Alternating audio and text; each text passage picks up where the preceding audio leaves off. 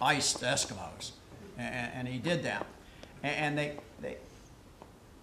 kind of satisfied what they wanted to do, and then those two, along with Dr. K, and Dr. K and Dad did the rest of the story about how they went up to the what was it, communications department. Yeah, Chuck Daly. Yeah, and these guys actually typed the first directory we had with advertising in it and what have you. And from that point on, it just each year got a little better and a little better and a little better. And I'll tell you a story though, and the competitiveness of all you guys, that the alums at that particular time, and they wanted to put ads in the directory, and it got kind of competitive. And everyone wanted to have bragging rights of who had the best advertising, the advertisement in the directory.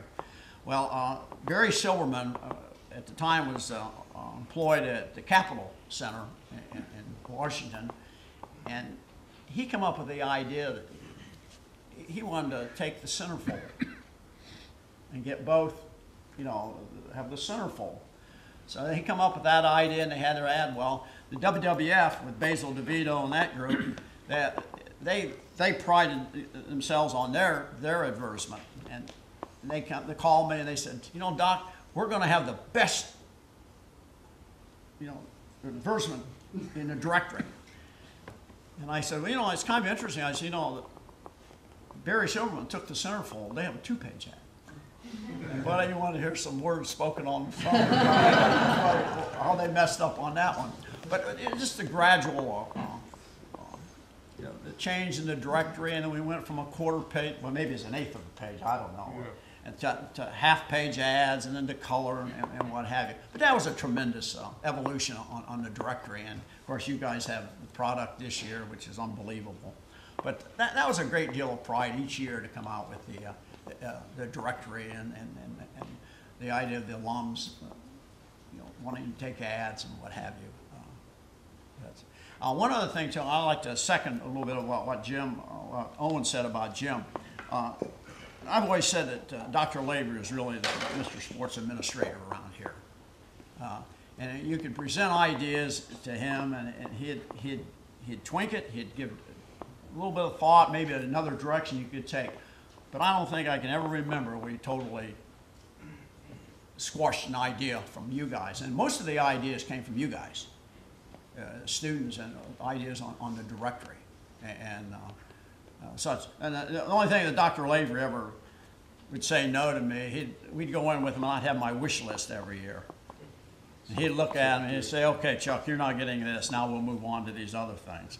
But I always appreciated my association with these two and the direction they gave to each of us and to all of you in the directory. It was just tremendous. And I'm sure Andy could add a lot to the idea of the directory and his work on it. Andy, I want to kind of build on this theme and question for you, but if you look at history, 1994, these three gentlemen had a tremendous time and they all decided to retire at the same time. Yeah. So if Melissa Lynch, who is also on our board, stepped in as an interim director and then did a national search, and we brought Andy in, so he'd been around, but talk about stability and some of the things that you learned from these gentlemen as you took the keys of the car to run the program for more than 10 years. Well, I think the most important thing was the ability to talk to all three of them, and knowing that they were retiring. I actually did talk to all of them, and the prerequisite to my coming here, and certainly there was no question about whether I wanted to come to this program. It's like being asked, would you like to come back and live inside the castle or continue to dwell on the outside of the moat? No, I want to live in the castle. But I don't want to walk in the castle and find out all the furniture's been taken by the previous tenants.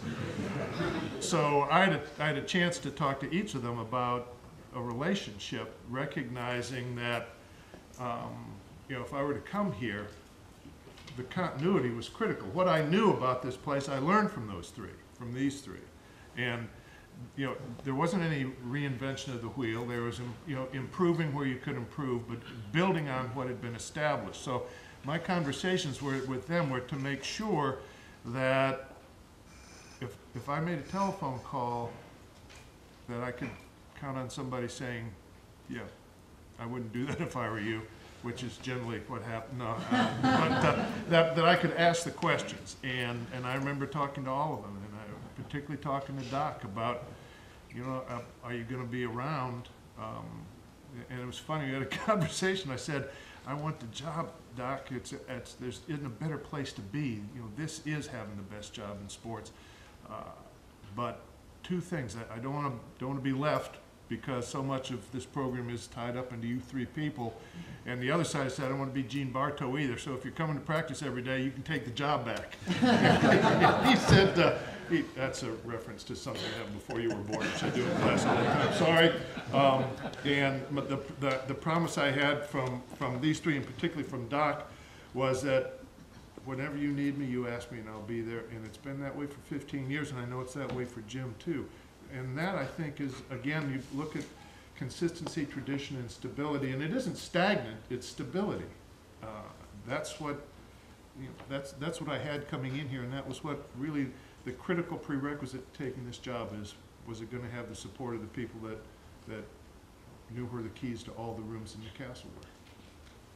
You each mentioned a little bit the importance of being willing to change and open to change, and I'm looking in the audience of Michael Rose, and last June he was lamenting about how he got hammered in the interview process that he went through. And I said, Michael, oh my gosh,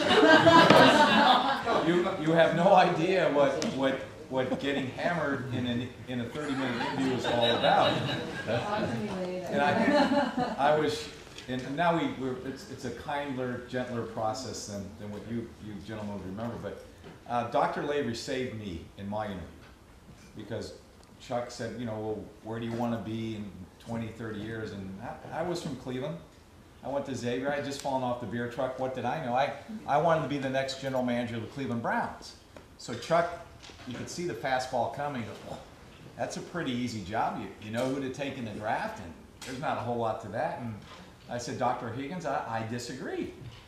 And you could just see him, you know, like, oh boy, here we go. At the time, there was a player from my high school that went on and played at Ohio State, and he was the #1 draft pick of the Buffalo Bills. His name was Tom Cuzno. And Tom made the decision to go to the Canadian Football League. And so I said, well, Doc, I disagree. The Bills didn't do their homework. They let their #1 pick get away to Canada. All of a sudden, Doc Lavery jumps in and he says, how well do you know Tom Cuzno? I said, well, he's my brother's best friend. I know him pretty well. And he said, I coached his dad in track in Indiana. And I was like, so a little bit of my history, but I mean, it was somewhere in that half hour they were going to throw a fastball, and how you reacted and defended that was. So here's my question for you, because a lot of us old timers like to lament the interview days, and if you look back on the interview process, is there one interview that maybe you want to share a story or two with us that kind of comes to mind? Are you ready? No. Are you ready? I'm buying. I'm buying for everybody if you leave right now. I can't pick on him? No. If one of you wants to pick on him, but you all three can't use the Kreutzer interview. So. That's plural, by the way, unfortunately. But think back to all the hours, all the energy, and maybe it was someone that you weren't quite so sure of, and now he's president of a team, or I mean, what? If you look back the interviews, is there one? And we don't have to go in any specific order, but is there one interview that kind of comes back to mind as you look back at the process? Well, go ahead. Go ahead. I can't think of any specific person right offhand. My favorite question, however, was, describe your 3 best qualities in 3 words. And they say, well, let me see, that's 3. Next question. I used to get a kick out of confusing people. If we kept him awake. Yeah, I had trouble with early mornings. Now, Doc is still in the interview process. We still include Doc in the process as a group.